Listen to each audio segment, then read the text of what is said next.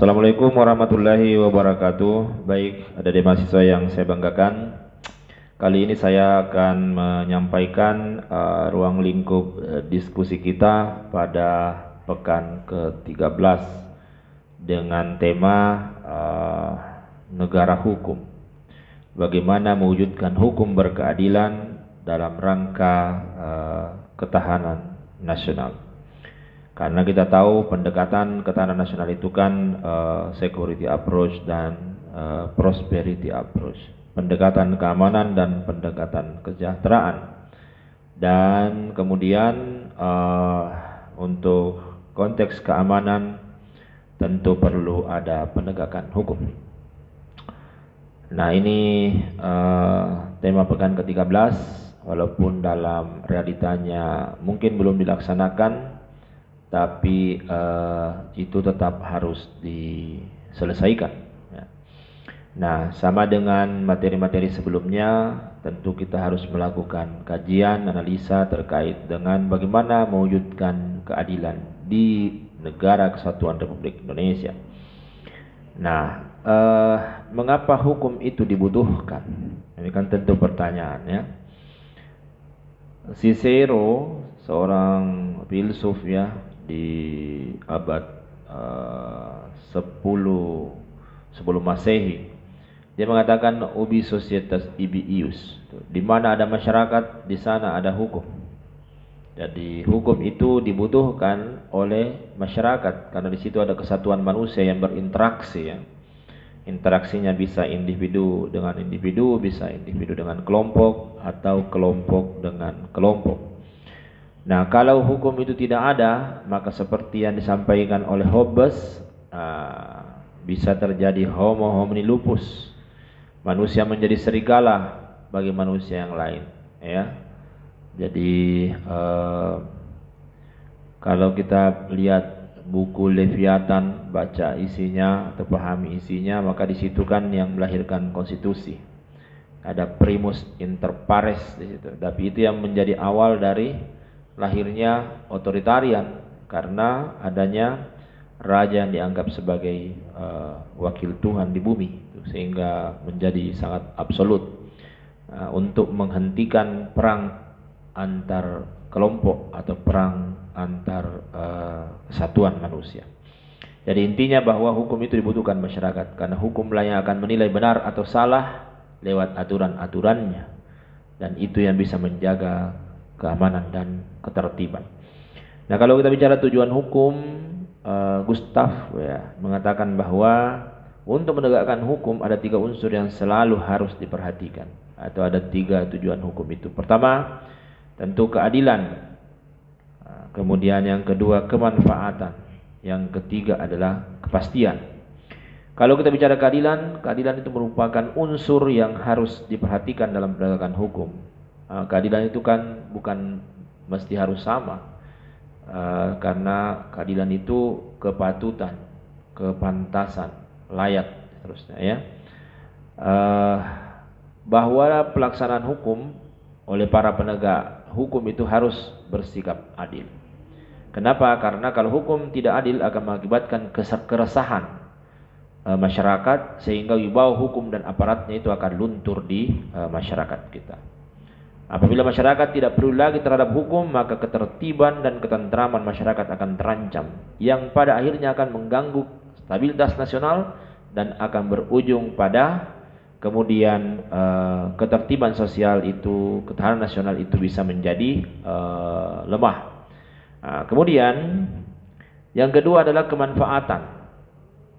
Kemanfaatan ya maksudnya begini, bahwa hukum untuk siapa? Ya hukum untuk masyarakat. Bukan sebaliknya, ya, bahwa aparatur penegak hukum itu dalam menjalankan tugasnya harus memperhatikan atau mempertimbangkan agar proses penegakan hukum dan pengambilan keputusan itu memiliki manfaat bagi masyarakat. Hukum harus bermanfaat bagi manusia, karena hukum itu untuk manusia yang hidup bermasyarakat. Oleh karena itu, pelaksanaan hukum atau penegakan hukum harus memberi manfaat atau kegunaan bagi manusia, ya. Yang ketiga adalah kepastian. Kepastian hukum itu artinya bahwa penegakan hukum pada hakikatnya adalah perlindungan hukum terhadap tindakan sewenang-wenang. Adanya kepastian hukum memungkinkan seseorang akan dapat memperoleh sesuatu yang diharapkan. Orang tidak akan mengetahui apa yang harus diperbuat bila tanpa kepastian hukum, sehingga akhirnya akan menimbulkan keresahan. Contoh, misalnya ada orang yang bawa kendaraan tiba-tiba nabrak. Kalau dia tidak nabrak bisa jatuh ke jurang, dia punya mobil. Dan kalau kemudian itu terjadi, maka itulah pilihan yang sangat dilematis. Di saat itu dia lakukan pilihan untuk menabrak seseorang, lalu kemudian hukum tidak ada, maka kepastian akan tidak ada. Dan itu berbahaya karena bisa melahirkan ketegangan sosial, bisa melahirkan kebencian yang akan selalu berbalas-balasan, dan itu bisa melahirkan instabilitas. Makanya perlu hukum itu untuk mewujudkan kepastian. Selanjutnya adalah apa sih fungsi dari hukum itu? Yang pertama adalah a tool of social control. Bahwa kalau kita bicara a tool of social control, artinya hukum sebagai alat kontrol sosial.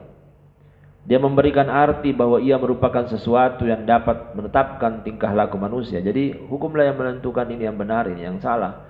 Sehingga di saat ada orang melakukan tidak sesuai dengan aturan-aturannya, maka disebut salah. Jadi dikontrol. Hukum menilai tingkah laku yang menyimpang. Hukum memberi sanksi. Hukum mengarahkan agar masyarakat berbuat secara benar menurut aturan, sehingga ketentraman itu terwujud, keamanan itu terwujud. Yang kedua adalah a tool of social engineering, alat untuk melakukan perubahan.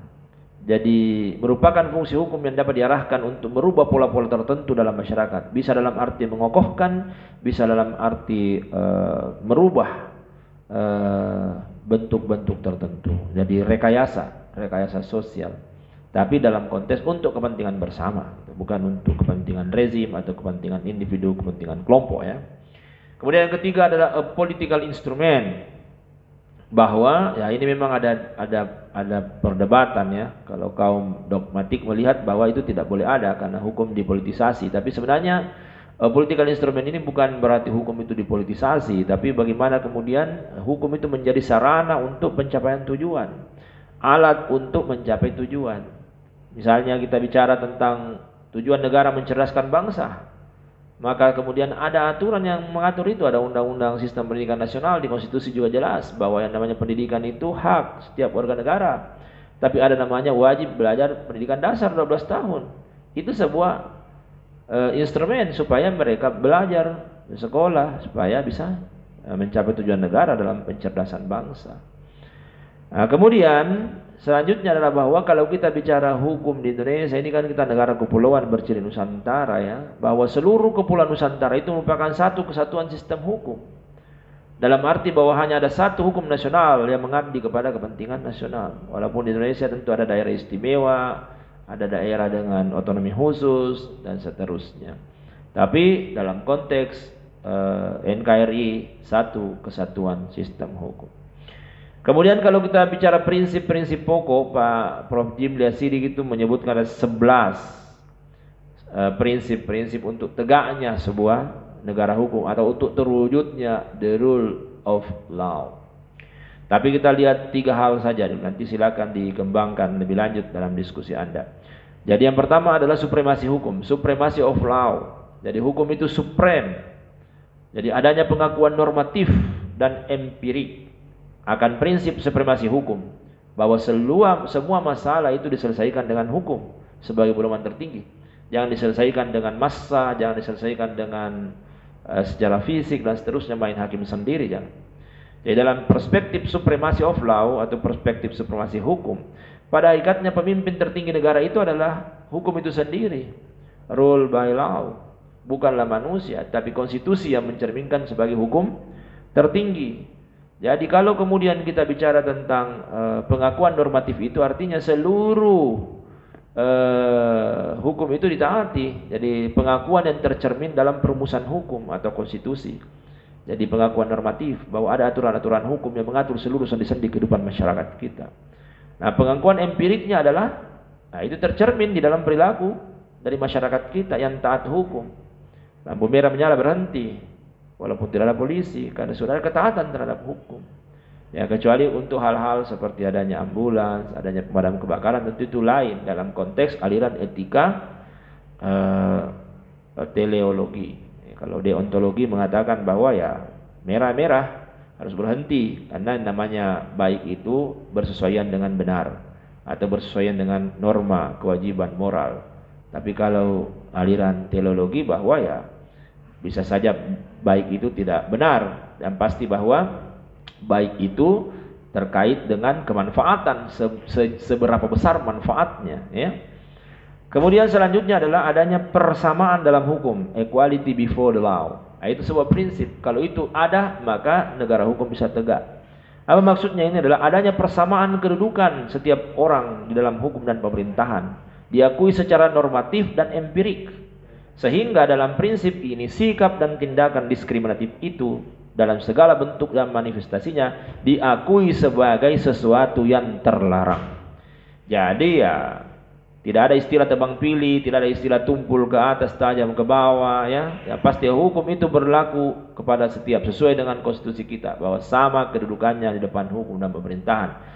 Mau itu rakyat biasa, mau itu orang yang memiliki kekuatan politik, kekuatan birokrasi, kekuatan uang, kekuatan massa, maka dia harus diperlakukan sama. Berbeda konteksnya kalau affirmative action, ya. Ada kelompok-kelompok tertentu, misalnya dalam konteks pemilu ada perempuan 30%, harus disupport untuk itu. Ada suku-suku terasing yang diberikan affirmative action, ya, ada pengecualian. Tapi itu bukan berarti diskriminasi. Justru kalau tidak diberikan tindakan afirmatif, justru itu menjadi tidak adil, gitu, ya. Kemudian selanjutnya adalah asas legalitas, due process of law. Jadi ada asas legalitas, keabsahan, ya, bahwa dalam setiap negara hukum dipersyaratkan berlaku asas legalitas. Artinya apa? Segala tindakan pemerintahan itu harus didasarkan pada peraturan perundang-undangan yang sah dan tertulis. Artinya apa? Peraturan dulu ada, baru program. Yang bahaya itu kalau program ada lalu baru dibuatkan landasannya. Karena walaupun itu baik tapi kemudian tidak landasannya, maka itu menjadi tidak benar dan itu bisa berkonsekuensi terhadap masalah-masalah hukum. Jadi ada rules and procedure yang berjalan bersamaan, ya. Nah, walaupun ini kelihatannya kaku karena mungkin ada hal-hal yang harus cepat, tapi kemudian ini mesti dilakukan karena yaitu untuk menghindari tidak ada pembatasan dan penguasaan kekuasaan. Lord Acton mengatakan akan ada kesewenang-wenangan. Nah, sama juga dengan undang-undang terkait dengan penanganan COVID, ya. Ada pasal yang mengatakan bahwa tidak bisa ditindak baik perdata maupun pidana. Silakan dilihat itu apa untung ruginya. Karena kalau sebuah bencana, tindakan yang mayor mau dilakukan lalu kemudian menunggu aturan itu terbit atau ada ketakutan untuk mengambil tindakan, maka itu bisa melahirkan masalah besar. Tapi kalau kemudian tidak ada pembatasan, itu juga berbahaya karena bisa melahirkan penyelewengan kekuasaan di dalamnya. Silakan nanti didiskusikan lebih jauh. Nah, kaitannya dengan materi kita kali ini bahwa apa sih itu intinya rule of law? Rule of law itu bukan persoalan adanya aturan hukum, bukan persoalan adanya lembaga hukum, bukan persoalan adanya aparatur hukum, tapi yang namanya rule of law itu adalah bagaimana rasa keadilan itu dirasakan oleh masyarakat. Di situ entry point-nya. Nah, bagaimana rasa keadilan itu diwujudkan? Ya tentu ada instrumen-instrumennya. Nah, itulah yang kemudian Anda harus cari tahu dan harus dibuat dalam bentuk makalah. Bagaimana supaya lembaga, aparatur dan masyarakat hukum kita, norma-norma hukum kita kemudian bisa menjadi instrumen di dalam mewujudkan rasa keadilan masyarakat, ya. Karena ada lembaga-lembaga, ada Mahkamah Agung, Mahkamah Konstitusi, Komisi Yudisial, ya, itu yang kemudian menjadi pemegang kekuasaan kehakiman dan tentu lembaga peradilan di bawahnya. Ada lembaga-lembaga penegak hukum, ada kejaksaan melakukan penuntutan, ada kepolisian melakukan penyidikan dan penyelidikan, ada KPK terkait dengan tindak pidana korupsi. Nah, itu silakan dilihat lebih jauh. Apakah kemudian lembaga-lembaga itu sudah menjalankan fungsinya dengan baik, ya? Kalau terkait dengan KPK kan kemarin ada undang-undang perubahan undang-undang terkait KPK, ya, yang ada dua pihak yang kemudian melihatnya secara berbeda. Ada yang melihatnya bahwa itu yang perlu diatur untuk sebuah tertib hukum, ada yang melihatnya sebagai sesuatu yang melemahkan. Tapi kalau menurut pendapat saya bahwa tidak boleh ada lembaga yang super power, ya, tidak boleh super power. Artinya semua dalam konteks balance of power, semua dalam konteks check and balance ya. Tapi tentu kenapa dia lahir dari rahim reformasi KPK itu, karena ada kondisi negara yang mana di situ marak kolusi, korupsi dan nepotisme. Sama dengan lembaga kepolisian, kejaksaan ya. Bagaimana kemudian mereka menjalankan itu. Tapi jangan hanya menjelaskan tentang kewenangannya, tapi itu harus dikaitkan dengan ketahanan nasional. Seperti tadi yang disampaikan ya, bahwa tujuan hukum itu kan untuk mewujudkan kebenaran, keadilan, kepastian, kemanfaatan, dan itu terkait dengan bagaimana ketertiban itu, bagaimana keadilan itu diwujudkan ya. Karena urgensi dari ketahanan nasional itu sebenarnya dibutuhkan, fungsinya itu diperlukan di dalam menunjang keberhasilan tugas pokok pemerintahan. Terkait dengan tegaknya hukum dan ketertiban, terkait dengan kesejahteraan dan kemakmuran, terkait dengan terselenggaranya pertahanan dan keamanan, terwujudnya keadilan hukum dan keadilan sosial, serta terdapatnya kesempatan rakyat untuk mengaktualisasikan dirinya. Namun fakta-fakta yang kita lihat, ini kaitannya bisa silakan nanti kelompok 1 dan 2 yang kemudian melihat kaitan dengan peraturan lalu lintas. Kan ada undang-undang lalu lintas. Tapi ternyata kesemrautan, kemacetan, kecelakaan lalu lintas itu banyak terjadi di jalan raya. Ya, terlepas dari volume kendaraan yang sudah lebih besar daripada volume jalan, tapi ada hal yang sangat urgent di situ, kaitannya dengan budaya berlalu lintas. Artinya kaitannya dengan ketaatan terhadap undang-undang lalu lintas. Silakan nanti Anda lihat di situ. Karena kalau ini terjadi, orang menggunakan jalan seenaknya, maka itu akan ada kondisi yang tidak tertib di situ. Kemudian selanjutnya itu terkait dengan undang-undang informasi dan transaksi elektronik. Nah ini, silakan dilihat nanti kelompok 3 sampai kelompok 6 di situ. Bagaimana Anda melihat itu dalam konteks ketahanan nasional kita? Karena sebenarnya di awal ini di tahun 2016, karena ini Undang-Undang Nomor 19 tahun 2016 ya, ini terbit sebenarnya Undang-Undang ITE ini untuk menyelesaikan cybercrime ya. Karena ini adalah bentuk cyber law sebenarnya. Tapi sekarang ini kan menjadi sangat ampuh. Banyak yang mengatakan bahwa Undang-Undang ITE itu undang-undang karet. Ada pasal karet. Misalnya pasal 27 dan 28 itu dianggap pasal karet. Kenapa? Karena itu bisa membungkam demokrasi. Itu bisa membungkam hak asasi ya. Tapi ya silakan nanti dikaji lah. Sebagai mahasiswa melihat betul dengan baik apa betul demikian. Karena kalau kita lihat data, jumlah kasus ujaran kebencian, kasus pencemaran nama baik, kasus-kasus penyebaran hoax, dan seterusnya itu semakin banyak. Apakah karena penegakan hukumnya yang menggunakan pasal terlalu luas, atau karena memang fakta-fakta dalam kehidupan masyarakat kita demikian? Ya silakan, itulah yang Anda lihat untuk melihat realitanya, apa masalahnya, dan apa solusinya. Dan ini kelihatannya tugasnya kelompok 5 ya. Walaupun menurut saya seharusnya seluruh kelompok buat makalah ini, karena semua kelompok berkewajiban mengetahui persoalan ini. Tapi karena sistemnya sudah terlanjur seperti itu, ya kelompok yang lain tetap buat tugas dengan mengetik narasinya, deskripsinya di menu forum Sikola. Baik, saya pikir cukup hari ini penjelasannya, silakan dilanjutkan. Nanti kita lihatlah apakah tema pekan 12, 13, dan 14 ini selesai sesuai deadline saya di hari Selasa. Kalau tidak, maka itu bisa dilanjutkan, dan tentu akan ada lagi materi yang akan tergeser ya. Dalam hal ini adalah pengukuran indeks ketahanan nasional, karena itu juga sangat penting, karena skillnya mata kuliah ini selain kemudian kognisinya mengetahui konsep-konsep ketahanan nasional, skillnya adalah mahasiswa dapat mengukur. Dia mengetahui cara mengukur tingkat atau indeks ketahanan nasional Indonesia. Baik, cukup. Alhamdulillahirabbil alamin. Assalamualaikum warahmatullahi wabarakatuh.